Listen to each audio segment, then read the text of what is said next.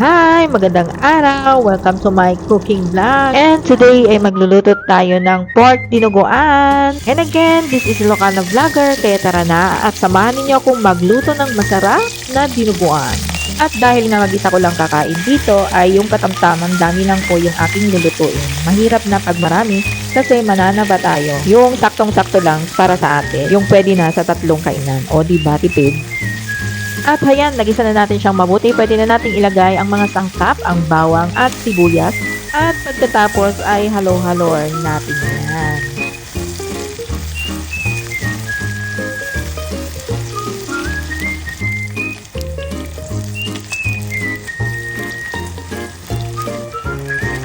At syempre, pwede na nating ilagay ang dugo ng baboy. So, dyan na natin guys, palalambutin yung pork. Mas masarap kasi guys, pag malambot yung karne. At syempre, mas masarap pag fresh na dugo yung ilalagay natin. Kaso nga lang guys, walang nabibiling fresh na dugo ng baboy dito sa Taiwan. So, kailangan mo munang mag-order para magkakaroon ka ng fresh na dugo ng baboy. Ang nabibili lang kasi dito guys ay yung mga naka-cubes na parang matigas na siya. Yung parang dugo ng manok, ganon. Yung parang iniihaw, ganon. Ganon yung mga dugo-dugo dito sa Taiwan. Dugo ng baboy, dugo ng manok, ganon. Dugo ng pato, ayun. Meron naman fresh, kaso nga lang, need mo siyang i-order.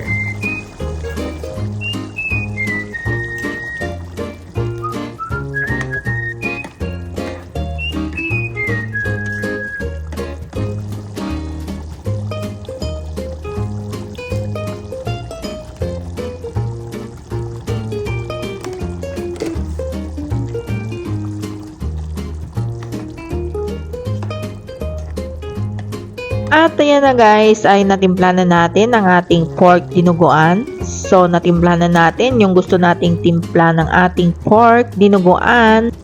Uy, huwag mo nang hanapin yung siling haba kasi wala tayo yan ngayon. Wala tayong mailalagay na siling haba dahil wala tayong nabiling siling haba sa palengke. Ayan, lagyan na natin ng suka at wag mo itong hahaluin. Takpan lang natin guys. Pwede na natin siyang haluin in a minute.